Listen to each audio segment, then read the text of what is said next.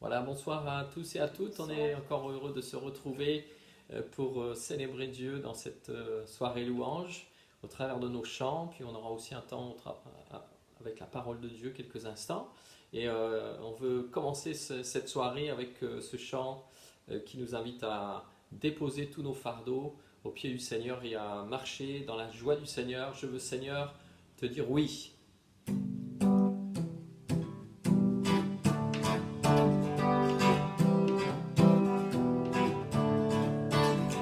J'abandonne mes tristesses, j'abandonne ma honte, je les laisse tomber pour la joie du Seigneur.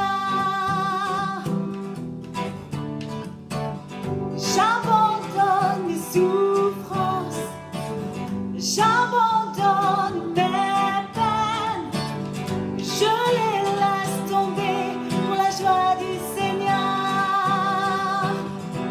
Je veux, Seigneur, te dire oui. Je veux, Seigneur, te dire oui. Je veux, Seigneur, te dire oui. Je veux, Seigneur, te dire oui. Amen. Je veux, Seigneur, te dire oui. Je veux, Seigneur, te dire oui. Je veux, Seigneur, te dire oui. Amen. J'abandonne mes tristesses. J'abandonne mes tristesses. J'abandonne ma honte. Je les laisse tomber pour la joie du Seigneur. J'abandonne mes souffrances. J'abandonne mes peines. Je les laisse tomber pour la joie du Seigneur. Alléluia. Je veux, Seigneur, te dire oui. Je veux, Seigneur, te dire oui. Je veux, Seigneur, te dire oui. Amen. On chante ensemble. Alléluia. Je veux, Seigneur, te dire oui. Je veux, Seigneur, te dire oui. Je veux, Seigneur, te dire oui. Amen. Amen. Amen. Alléluia. Seigneur, on veut te dire oui chaque jour de notre vie. Alléluia. Oh, merci Seigneur.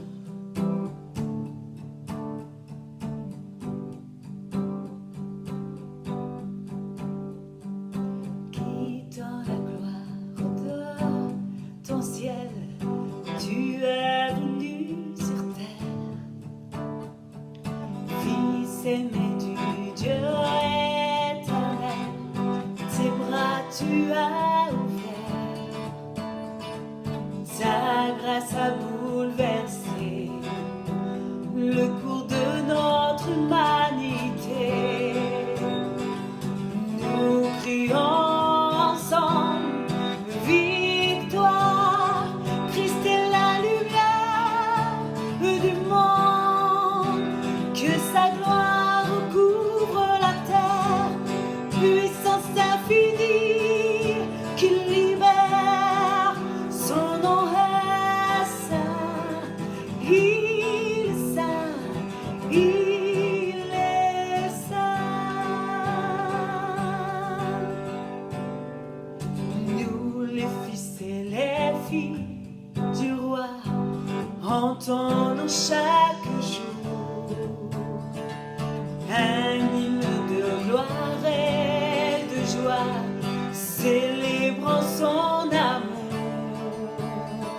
Les nations de la terre s'inclineront devant le Père, chanteront ensemble victoire.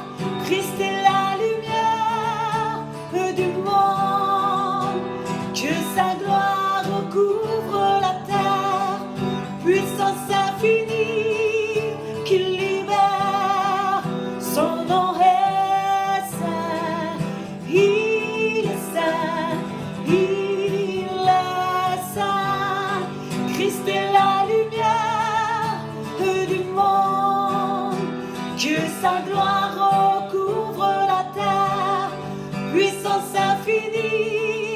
qui libère. Son nom est saint, il est saint, il est saint. Son nom est saint, il est saint, il est saint. Son nom est saint, il est saint, il est saint. Alléluia Jésus. Oh, ton nom est saint Jésus. Seigneur, merci. Merci parce que tu es le centre de notre vie. Tu es notre espoir. Tu es notre chant. Tu es mon guide de chaque jour, Seigneur. Mais sans toi, je suis rien. Sans toi, je suis vide. Sans toi, je suis perdu, Jésus. Mais merci. Parce que je peux venir à la source chaque jour, Seigneur. Chaque jour, je peux venir puiser mes forces en toi. Merci, Seigneur, d'être mon espoir.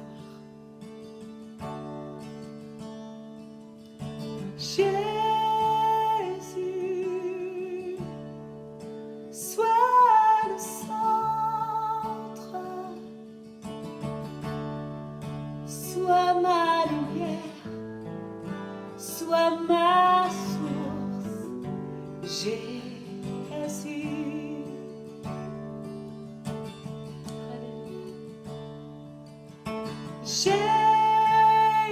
Jésus, sois le centre,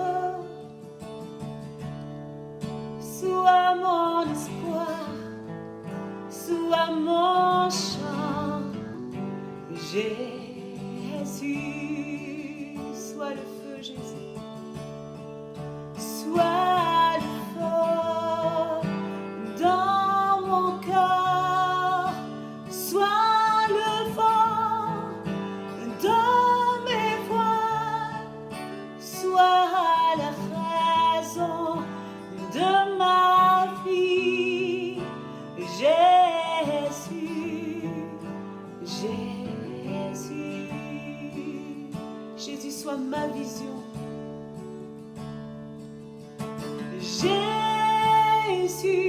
Jésus, sois ma vision, sois mon chemin, sois mon guide. Oh Jésus, Jésus, sois ma vision.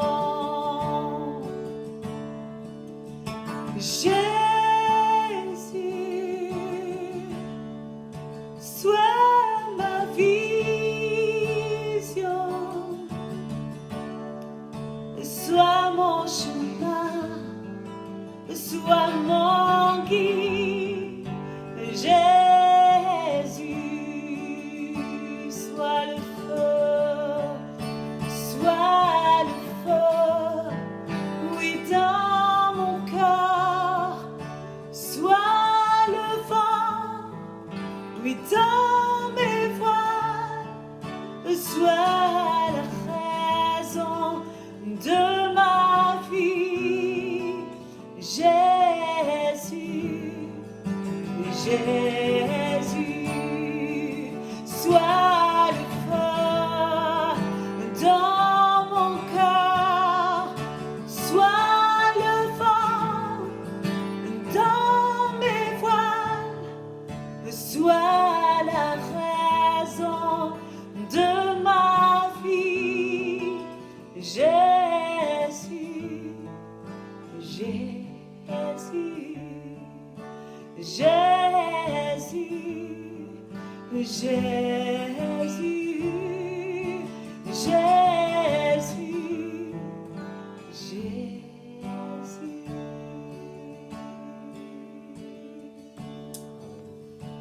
Alléluia, merci. Merci Jésus. Merci, Te célébrer, Seigneur. te louer Seigneur. Oh, Tu es Jésus. digne de nos louanges Jésus. Alléluia. célébrer notre Père tous ensemble, Gloire à toi, Jésus. avec nos chants, avec nos prières, avec tout ce qu'on est, Jésus. Merci, Jésus. On veut te louer ce soir Oh, béni encore. soit ton nom, Jésus. Alléluia. Dieu d'amour, Dieu de gloire, Dieu d'espérance, Jésus.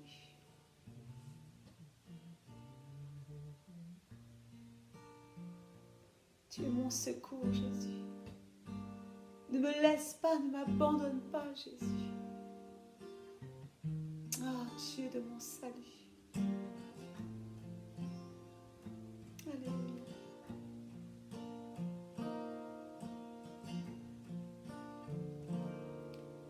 Tu es mon secours. Ne me laisse pas. Ne m'abandonne pas, Dieu de mon salut, tu es mon secours.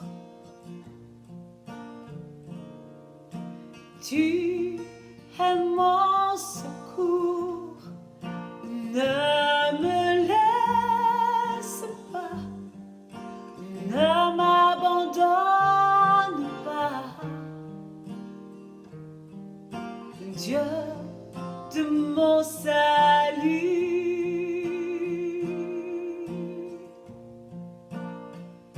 je voudrais habiter toute ma vie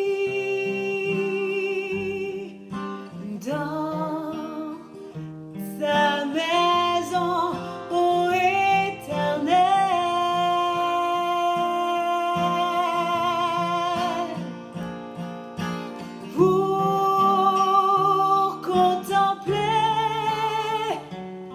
Oui, ta magnificence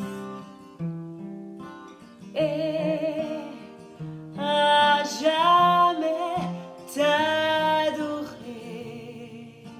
Oh, chante, tu es mon secours. Tu es mon secours. Ne me laisse pas. Ne m'abandonne pas, Dieu de mon salut, tu es mon secours. Tu es mon secours, ne me laisse pas, ne m'abandonne pas. Dieu de mon salut,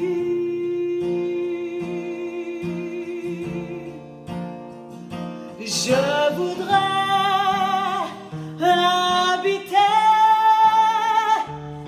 oui, toute ma vie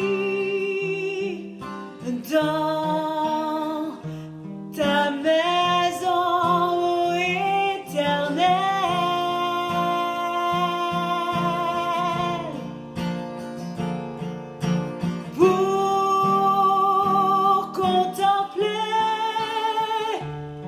Oui, ta magnificence et à jamais t'adorer.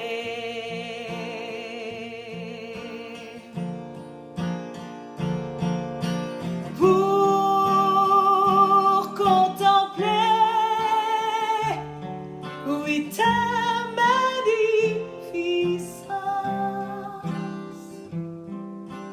et à jamais t'adorer. Alléluia. Amen. Merci Jésus. Soyez bénis et encouragés. On vous aime très fort et à très très bientôt. Bonjour, ça fait vraiment plaisir de passer du temps avec vous. Vous êtes sûrement sur la Côte d'Opale ou ailleurs. Moi, je suis à Tourcoing, dans un petit appartement. Le ciel est magnifique, c'est formidable. L'été est déjà arrivé chez les ch'tis. Vous vous rendez compte? Formidable. Alors, j'espère que vous êtes bien installés, que vous avez aussi votre Bible avec vous.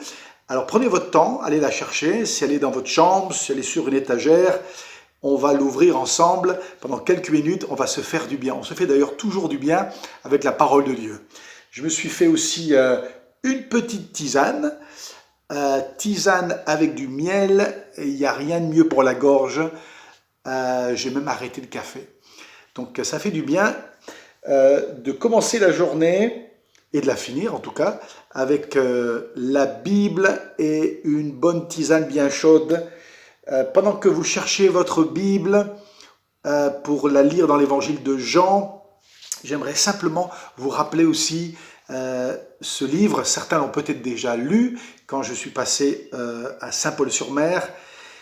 J'ai commencé à l'écrire il y a 2 ans, quand j'étais au Cambodge, et il est sorti il y a quelques mois de presse aux éditions Première partie. Voici le livre, c'est toujours possible. Avec un petit sous-titre, ne laissez pas votre passé, vos peurs et vos échecs déterminer votre destinée. Et ce livre est là tout simplement pour nous encourager, pour nous booster à rentrer pleinement dans notre destinée, dans notre appel. Il est rempli d'histoires, d'illustrations que j'ai glanées ici et là, mais aussi de mon expérience au Cambodge. J'ai même des photos pour ceux qui n'aiment pas trop lire.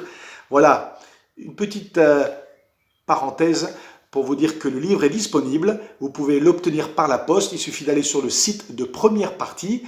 Timothée Paton, vous mettez Timothée Paton, c'est toujours possible. Et pour 10 € plus les frais de port, il arrivera chez vous. Vous allez passer 1h30 à vous faire que du bien. Et si vous ne vous faites pas du bien, vous m'envoyez un mail et je vous rembourse. Voilà, c'est parfait. Vous avez vos Bibles, on va la lire donc dans l'évangile de Jean au chapitre 20. On dit 20 dans le nord de la France, à Dunkerque, à Coudekerque, à Boulogne, à Calais, quel que l'endroit où vous soyez, on va se faire du bien autour de l'évangile de Jean, le chapitre 20. Et ce qui m'intéresse, c'est ce qui s'est passé le soir de la résurrection de Jésus. Regardez avec moi le verset 19 du chapitre 20.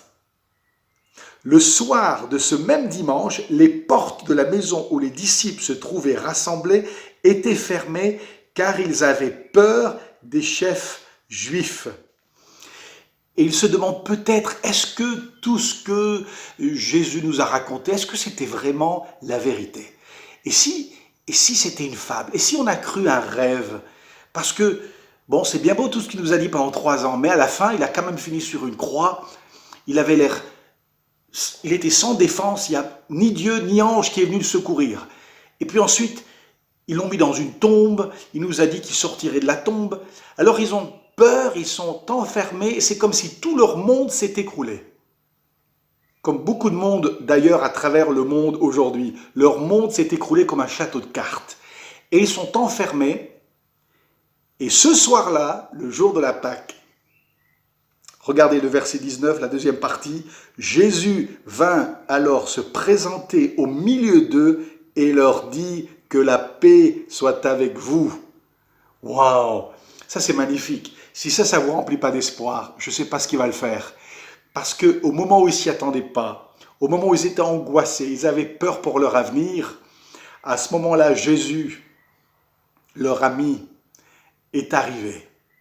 Comment? Je ne sais pas. Est-ce qu'il est passé par la porte? Il a traversé les murs? Je ne sais pas. Mais en tout cas, il s'est retrouvé parmi ses disciples. Et au milieu des disciples, il les a regardés et il leur a communiqué la paix. Et c'est là que j'aimerais, pendant quelques instants, zoomer vos pensées et votre cœur. Jésus est arrivé au centre. Au centre. Et c'est ça l'essentiel. Quand Jésus est au centre, quand Jésus est au cœur de nos vies, de nos pensées, de nos projets, de nos foyers, de nos quartiers, de nos villes, de nos villages. Quand Jésus est au centre, alors il nous dit, comme il a dit à ses disciples ce jour-là dans la chambre ou dans la pièce où ils étaient réunis, « Je vous donne la paix ». Quand Jésus n'est pas au centre, il n'y a plus de paix. Tout simplement. Plus Jésus est au centre de nos vies, de nos familles, plus on connaît la paix. C'est aussi simple que ça. Et la raison pour laquelle le monde est en tourbillon, le monde est apeuré, le monde ne sait pas vers qui se tourner. Même les chefs d'État, eux, ne savent pas. Même eux attrapent la maladie, parfois. Alors, le monde est apeuré, le monde ne sait pas vers qui, il y a une expression en français, on ne sait pas vers quel saint se vouer. Ben, c'est justement ça, parce que ce n'est pas vers les saints qu'il faut se tourner, c'est vers Jésus. Et quand il est au centre de ta vie, tu vas connaître la paix. Aussi simple que ça. Et il va te dire, comme il a dit à ses disciples, « Je te donne ma paix ». Est-ce que Jésus est au centre? C'est quoi qui est au centre? En fait, c'est quoi qui est au centre de nos discussions en ce moment? Quand on est au téléphone avec un ami, c'est quoi? C'est comme si Corona, que personne ne connaissait il y a quelques mois, comme si Corona est devenu le centre. Et nous sommes tous autour de Corona, tout le monde parle de Corona, tous les médias, tous les chefs d'État, tous les chefs d'entreprise, tout le monde, même les enfants maintenant, entre eux, parlent de Corona comme si c'était une amie, une copine de classe, comme si c'était la nouvelle star. C'est comme une déesse et tout le monde se prosterne autour de ce virus. Corona est devenu le centre du monde. Mais ce n'est pas ce qui doit nécessairement être le cas pour vous et pour moi. On peut dire à Corona, c'est pas toi le centre. Parce que quand Corona est au centre, c'est la peur qui s'installe. Quand Jésus est au centre, c'est la paix qui vient.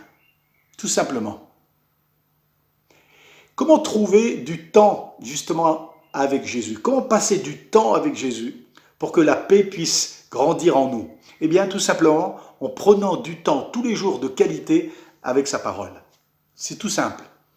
Si vous passez votre temps, c'est tout bête, si je passe mon temps devant le petit écran à regarder tout ce qui se passe dans le monde, toutes les catastrophes et ce que ce virus est en train de provoquer sur la planète entière, si je passe mon temps, même si je passe mon temps sur des choses qui peuvent être neutre, on va dire, en soi, mais si je passe tout mon temps sur mon écran, entre Messenger et Netflix, entre Facebook et YouTube, entre la télé et puis le dernier show télévisé, si je passe mon temps en fait sur l'écran, c'est ça qui va devenir le centre, tout doucement, dans ma vie.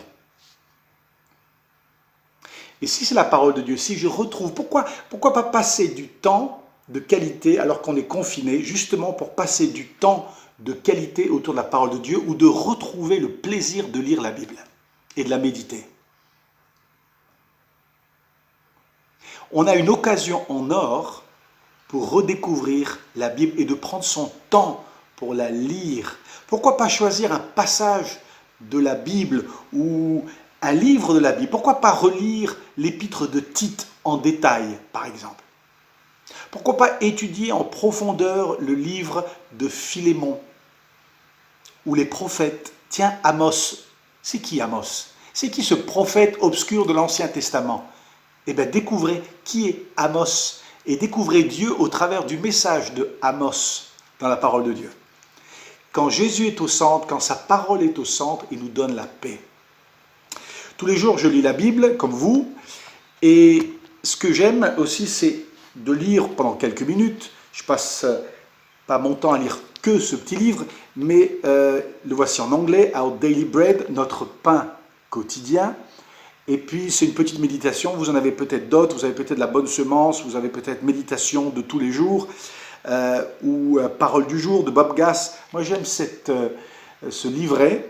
Et puis hier c'était fascinant, je lisais cette illustration, cette histoire vraie, l'histoire de ce jeune chrétien, cet homme qui venait de découvrir Jésus, de découvrir l'amour de Dieu et qui voulait absolument passer du temps à lire la Bible.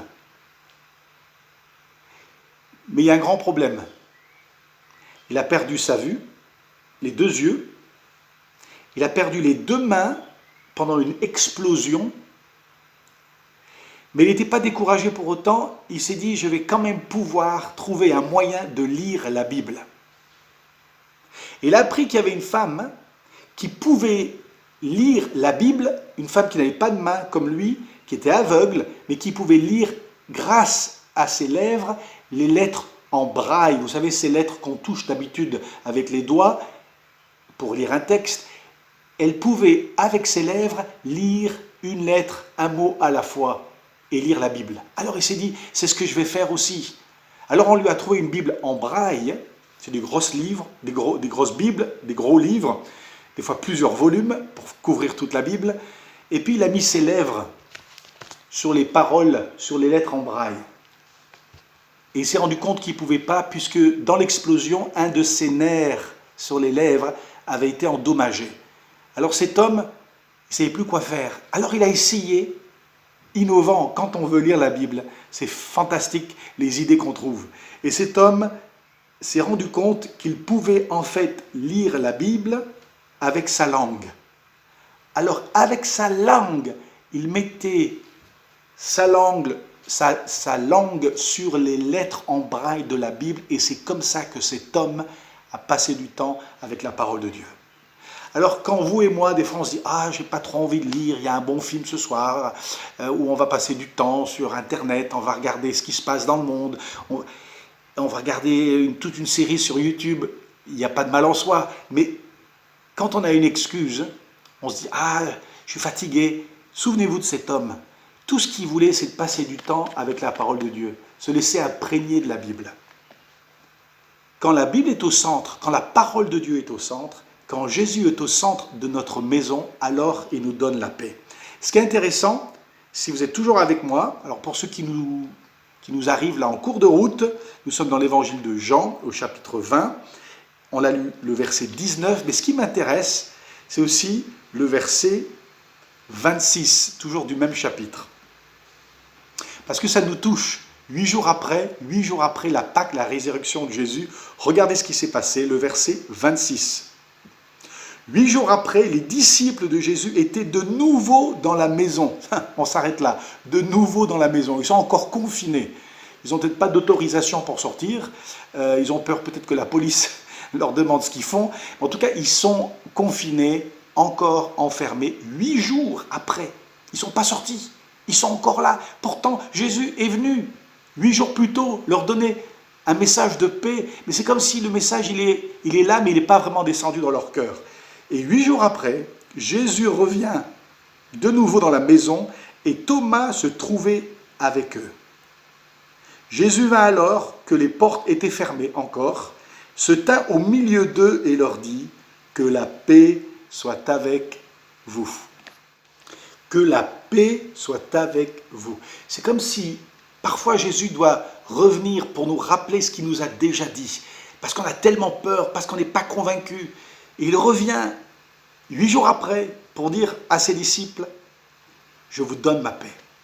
Et c'est quand il était une fois de plus au centre de ses disciples. Ce qui est intéressant, et je voudrais terminer avec ça, c'est que cette fois-ci, ils sont au complet. Tous les 11 disciples sont réunis dans la maison.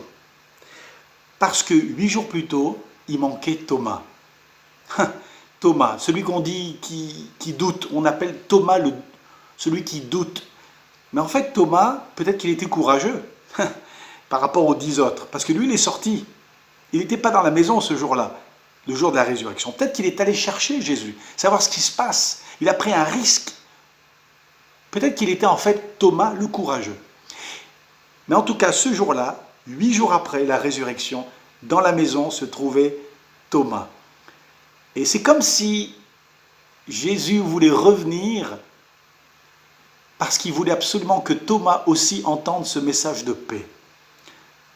Il aurait pu dire, bon, les autres vont le dire à Thomas. Ils diront que je suis passé, ils vont le rassurer, ils vont dire à Thomas, tu sais, Jésus est passé, il est vivant. Mais ce n'était pas assez. Jésus voulait venir lui-même en personne pour Thomas, pour qu'il entende aussi ce message de paix, de consolation. Chaque individu est important, une personne est importante. Vous êtes important. Tu te dis, ouais, mais moi, tu vois, je fais partie de ces milliards d'habitants qui ont peur, je suis confiné comme tout le monde. Est-ce que Jésus te voit, là, en ce moment, dans ton salon, dans ta cuisine, dans ta chambre, peut-être sur le balcon ou le jardin, pour ceux qui ont la chance d'avoir un jardin. Mais il te voit et il vient pour toi pour te donner sa paix. Alors ouvre ton cœur et dis, Jésus, viens au centre. Viens au centre de ma vie. Viens au centre de mon cœur. Il y a des foyers qui se déchirent. Des maris qui crient à leurs femmes, les enfants qui crient. C'est tendu, surtout en ce moment. Quand Jésus vient, la paix s'installe. Alors, j'aime lire la Bible tous les jours. J'aime passer du temps avec Jésus tous les jours.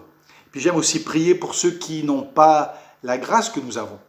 Et peut-être que vous êtes comme moi et vous recevez le dépliant de portes ouvertes.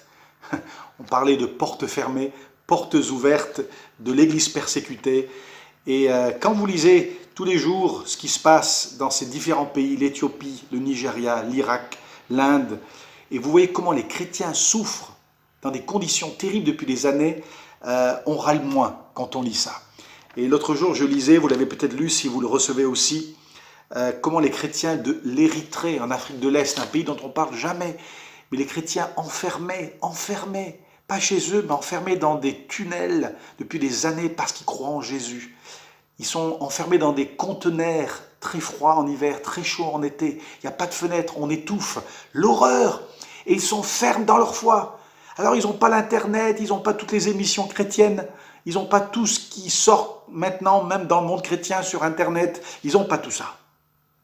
Ils n'ont pas un groupe de louanges qui vient, il n'y a pas le décor, il n'y a pas de lumière, il n'y a rien. Ils sont tout seuls, enfermés dans des cellules, dans des souterrains en Érythrée, oubliés du monde. Mais Jésus ne les oublie pas. Et quand ces gens sortent de ces prisons, de ces souterrains, de ces conteneurs en métal, quand ils sortent, parfois ils sont plus forts dans leur foi que quand ils sont rentrés. Ils nous apprennent une belle leçon. Alors on va prier pour eux aussi, et je vais prier pour vous. Seigneur, merci pour ce temps qu'on a pu passer ensemble. Jésus, viens au centre de nos vies, viens dans nos maisons, dans nos foyers. Si nous sommes tout seuls, comme c'est mon cas, je suis tout seul dans cet appartement à Tourcoing, je ne suis pas très loin de mes parents, mais je suis seul, mais pas seul parce que tu es là tous les jours, 24 heures sur 24. Viens au centre de nos vies. Et quand tu es au centre, alors on a une paix qui est complète. Je te prie pour mes frères et sœurs sur la Côte d'Opale ou ailleurs qui nous écoutent. Tu leur fais du bien. Tu leur fais du bien.